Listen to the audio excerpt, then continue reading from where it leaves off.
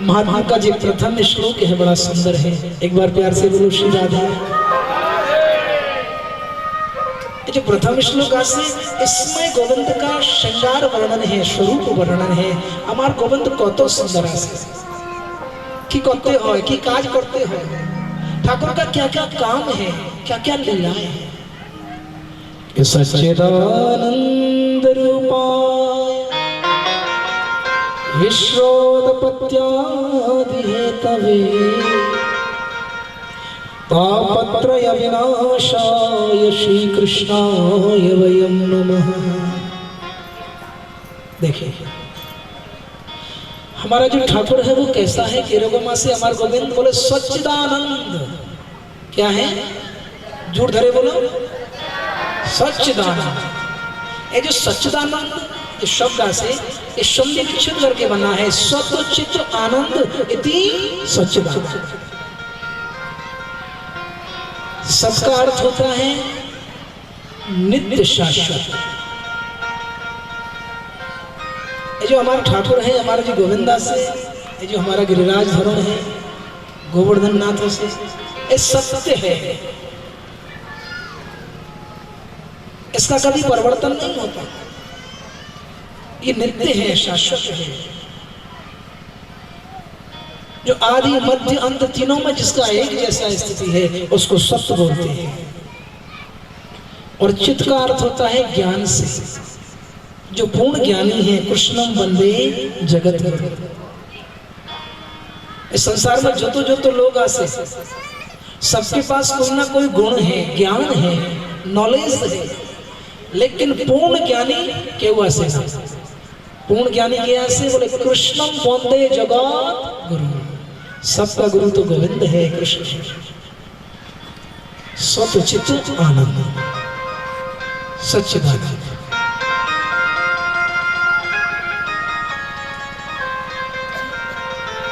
बोले ये आनंद किससे बोलते हैं? बोले आनंद तो यही ऐसे महाराज खूब भालो भालो खाते हो और भालो भालो पहनते हो, यही तो आनंद है।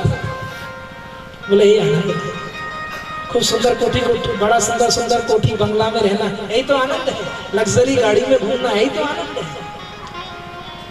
देखिए जिन लोगों के पास खूब पैसा है, खूब धन है, दौलत है, फिर ये वो सुखी नहीं है, तो इसका मतलब पैसे में आनंद नहीं है। बोले खाने में खूब आनंद है, बोले खाने में भी पूर्ण आनंद नहीं है।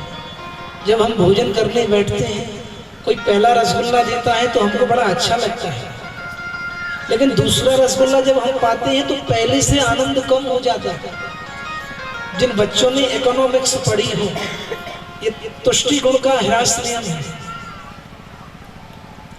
तीसरा रसगुल्ला पाते हैं तो वो आनंद और भी कम हो जाता है। फिर बोले बस देसी पावा जाएगा। बोले कहना, बोले गंडगोल हो जाएगा। तो इसका मतलब रसगुल्ले में आनंद होता तो हम उसको खाते ही जाते, खाते ही जाते, खाते जाते, कभी उसका विश्राम नहीं करते। बोले आनंद की जिनिस आशा। आनंद का अर्थ है जो जीवन में एक बार आ जाए फिर वो कभी खत्म नहीं होता, वो बढ़ता ही जाता है, बढ़ता ही जाता है, बढ़ता ही जाता है। आनंद के यहाँ से, अरे बोले जो हमारा बाके बिहारी है, जो गोविंद है, कृष्ण ही आनंद है। और आनंद ही जो गोकुल में नंद बाबा के यहाँ एक हुक्का हुआ तो सब ब्रजवासी बोलता है नंद घर आनंद भया जय कन्हैया। हाथी दीने, घोड़ा दीने और दीने। नंद घर कृष्ण हुआ, नंद घर नारायण हुआ, नंद घर विष्णु हुआ। कई ब्रजवासी बोलते पारे नंद घर ये आनंद ही कृष्ण है। ये कृष्ण रूपी आनंद यदि एक बार पावा जाए तो संसार का जो मिथ्या आनंद है सब छूट जाता है। ये संसार का मिथ्या आनंद हमको कब तक अच्छा लगता है? जब तक कृष्ण रूपी आनंद पावा जाए। जिस धन दौलत के लिए हम घूमते हैं, पागल हो जाते हैं। मीरा दीदी, मीरा बाई के पास तो सब कुछ था, धन भी था, ऐश्वर्य था, संसार के भोग थे, वो राजगद्दी भी थी। फिर ऐसा कौन सा जीनस था जिसके लिए सब कुछ छोड़कर मीरा जी वृंदावन में आए? पायो जी मैंने राम रतन धन पाए, मेरे तो गिरधर गोपाल दूसरों न को। मीरा जी के पास सारी वस्तुएं थी, लेकिन फिर भी उनमें ठाकुर दिखाई नहीं देता था। उन्होंने गिरधर को अपना माना, संसार को अपना नहीं माना। और हम लोग संसार को अपना मानते हैं, अगर नहीं मानते तो ठाकुर को ही अपना नहीं मानते, बाकी सब अपना मानते। लेकिन मीरा जी एरको से कि मेरे तो गिरधर हमार सिर्फ गोविंदा से, और नहीं आसे तो ये संसार नहीं आसे। और हमारा उल्टा सिस्टम है, बोले हमारा अगर है तो एक संसार है, और यदि नहीं है तो गोविंदा मार नहीं। लेकिन मीरा जी ने सिद्ध करके दिखाया कि है किशु हमारा से ना, हमारो यदि आसे तो हमार गोविंदा से, मेरे तो गिरधर गोपाल दूसरों न कोई। सच्चिदानंद रूपाय विश्वोत्पत्त्यादि हेतवे। ये गोवर्धन नाथ से, ये जो राधा माधव, बोले ठाकुर काम क्या करता है, कि काज करते हो गोविंद? बोले विश्वोत्पत्त्यादि हेतवे, विश्व का उत्पत्ति करते हैं, विश्व का पालन करते हैं, और समय आने पर विश्व का संहार भी करते हैं। थोड़ा सा पीछे चलते केदारनाथ की तरफ। केदारनाथ में कितना कितना होटल बन गए, भोले बाबा का मंदिर को ढक दिया। लेकिन जब भोलेनाथ को जब गुस्सा आता है ना, तो सब सफा कर दिया वहां से महाराज, और बाकी रहा तो है भोलेनाथ आज भी विराजमान है। बोलो शंकर भगवान। ठाकुर तीन रूप में काम करता है। भगवान विष्णु, ये ब्रह्मा जी महाराज सृष्टि करता है, नारायण भगवान पालन करता है, और रुद्र भगवान नष्ट कर देता है। पूरा केदारनाथ को नष्ट कर दिया। अगर नष्ट नहीं हुआ तो केदारनाथ ही नष्ट नहीं हुआ। शिव जी का काम है प्रलय करना, ब्रह्मा का काम है सृष्टि प्रकट करना, और नारायण का काम है पालन करना। ये विदेशी लोग अपने भगवान को क्या बोलते हैं? बोले गॉड बोलते हैं। क्या बोलते हैं? और गॉड का स्पेलिंग क्या है? ये जो तीन है ना, GOD, इसमें हमारा ब्रह्मा विष्णु महेश बोसा से। G means generator, O means operator Narayan, G means Brahma generator जो सृष्टि करता है, O मीन्स ऑपरेटर जो नारायण पालन करता है, और D मीन्स डेस्ट्रॉयर शंकर भगवान जो प्रलय कर देता है। प्यार से ऋषि सच्चिदानंद रूपाय विश्वोत्पत्त्यादि हेतवे तापत्रय विनाशाय। और की काज करते हैं तापत्रय विनाशाय। हमारा जीवन में जो तीन प्रकार का दुख है, दैहिक दैविक भौतिक ताप, तुलसीदास जी बोलते हैं रामायण। थोड़ा सा रामायण भी बनाते हैं, खूब सुंदर, खूब भालो चलते कि दैहिक दैविक भौतिक ताप, दैहिक दैविक भौतिक ताप, दैहिक दैविक भौतिक ताप, दैहिक दैविक भौतिक ताप। राम राज्य का होना ही व्यापा, राम राज्य का होना ही व्यापा, राम राज्य का होना ही व्यापा, राम राज्य का होना ही व्यापा। दैहिक दैविक भौतिक ताप, दैहिक दैविक भौतिक ताप। श्री राधे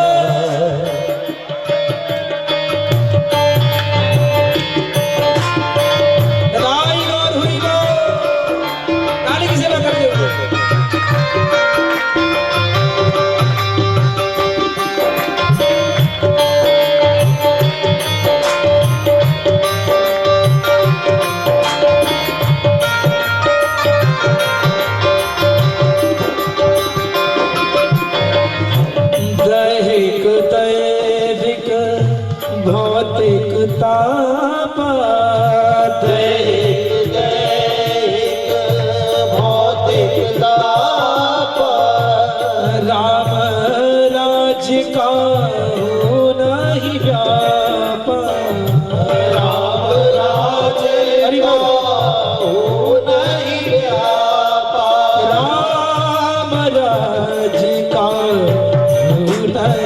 व्यापक दैहिक श्री राधे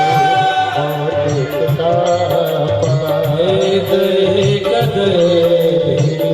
मौलिकता राज का नहीं राज का नहीं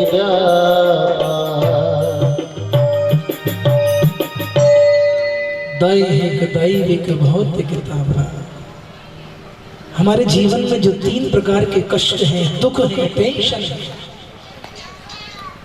दैहिक दैविक भौतिकता, ये जो दुख आसे 3 प्रकार का, उनको ठाकुर दूर कर देता है।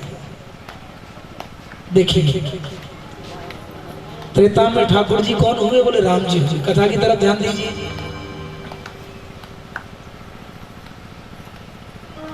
त्रेता में राम जी का आगमन हुआ और राम जी का शासन में कोई भी लोग दुखी नहीं था।